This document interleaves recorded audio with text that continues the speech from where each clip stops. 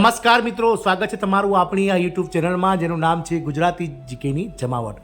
મિત્રો, આપ સૌને જણાવી દઈએ કે દેશના વિવિધ વર્ગો જેવા કે નોકરિયાતો, કોન્ટ્રાક્ટ કર્મચારીઓ, પ્રાઇવેટ નોકરી કરતા નોકરીદાતાઓ, સાથે જ ખેડૂતો, મહિલાઓ, યુવાઓ, સૈનિકો અને વિવિધ જે પેન્શનર્સો, આ વિવિધ વર્ગો જે છે તે મિત્રો 23 જુલાઈ 2024ના રોજ જે બજેટ રજૂ થયું તેમાં વિવિધ પ્રકારની જે આશાઓ છે તે મિત્રો સેવી રહ્યા હતા, પરંતુ સરકાર દ્વારા કોઈપણ જાતના ખાસ પેકેજીસ આ યુવા વર્ગ સાથે જે વિવિધ વર્ગો છે તેના માટે જાહેર કરવામાં નથી આવ્યા। તમામ અટકળો વચ્ચે મિત્રો આ રાજ્ય સરકારના કોન્ટ્રાક્ટના કર્મચારીઓ છે તે મિત્રો આગામી 26 જુલાઈએ આ ચોક્કસ મુદતની હડતાલ પર જશે તેવું મોટું અપડેટ આવી રહ્યું છે। જાણીએ આજના વિડીયોમાં વિગતવાર કે કઈ રાજ્ય સરકાર સામે નારાજ કોન્ટ્રાક્ટ કર્મચારીઓ જે છે તે મિત્રો આ ચોક્કસ મુદતની હડતાલ પર જવા જઈ રહ્યા છે।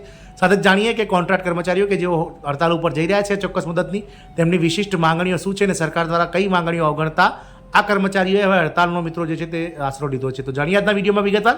તો વિડીયોના અંત સુધી આપ બન્યા રહો અને જો ચેનલમાં નવા હોય તો અમારી ચેનલને સબસ્ક્રાઇબ કરો, બાજુમાં રહેલું બેલ આઇકોન દબાવો અને ઓલ નોટિફિકેશન ઓન કરો, જેથી કરીને ચેનલ પર મૂકવામાં આવતા વિવિધ ભરતીઓના નોટિફિકેશન, વિવિધ ભરતીઓના પરિણામ, જીકેના વિડીયોઝ, સરકારી કર્મચારી પેન્શનર્સ યોજનાઓને લગતા પરિપત્રો તમને સરળતાથી ચેનલના માધ્યમથી ઉપલબ્ધ થઈ જાય। તો મિત્રો, હરિયાણા સરકારની વાત કરીએ તો સૈની સરકાર સામે મોટું ટેન્શન આવીને ઊભું છે। આ કર્મચારીઓ 26 જુલાઈએ આ ચોક્કસ મુદતની હડતાલ પર જશે।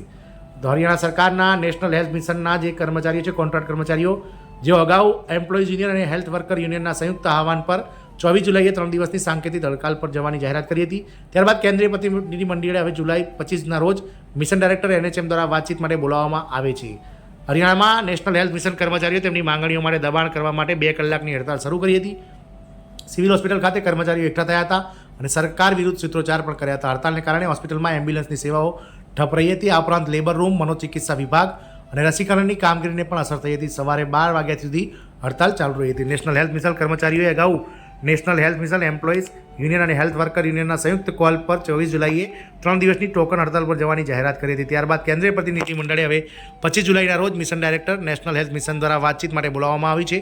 આવી સ્થિતિમાં આરોગ્ય કર્મચારીઓના સંઘે 24મી હડતાલ પર જવાનો નિર્ણય મોકૂફ રાખ્યો હતો અને 2 કલાક માટે પેન બંધ કરી કામ મોકૂફ રાખવાનો નિર્ણય કર્યો હતો।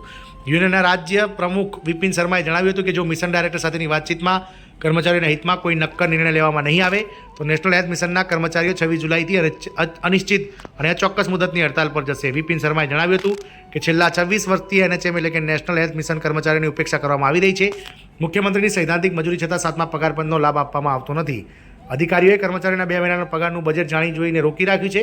જ્યારે મજૂર વર્ગ પોતાની માંગણીઓ સાથે સરકાર પાસે જાય છે ત્યારે એક સાથે પગાર ચૂકવવા માટે તુગલકી ફરમાન બહાર પાડવામાં આવે છે, જેના કારણે કર્મચારીઓમાં ભારે રોષ ફેલાયો છે અને કર્મચારીઓની ધીરજ ખૂટી રહી છે। જો મિશન ડાયરેક્ટર તેમની માંગણીઓ સંતોષવામાં નહીં આવે તો અનિશ્ચિત મુદતની હડતાલ પર આ કર્મચારીઓ ઉતરશે। મિત્રો, આ કર્મચારીઓ જે છે તે મિત્રો 7મા પગાર પંચ અંતર્ગત તેમને પગારમાં સમાવી તેમનો પગાર વધારો કરવો, તમામ જે NHM નેશનલ હેલ્થ મિશન હેઠળ જે કામ કરે છે કોન્ટ્રાક્ટ કર્મચારીઓ તેમને કાયમી કરવા, સાથે જ વિવિધ જે ભત્તાઓ છે તે 7મા પગાર પંચ હેઠળ મેળવવા અને સાથે જ મિત્રો વિવિધ કર્મચારીઓ જે છે તેમની મુખ્ય માંગ છે કે તેમને સરકારી કર્મચારી એટલે કે કોન્ટ્રાક્ટમાંથી કાયમી કર્મચારીમાં જે છે તે રૂપાંતરણ કરવાની આ માંગ છે, કારણ કે છેલ્લા 26 વર્ષથી સરકાર આ કર્મચારીઓની જે છે તે ઉપેક્ષા કરી રહી છે। જય હિન્દ, અસ્તુ।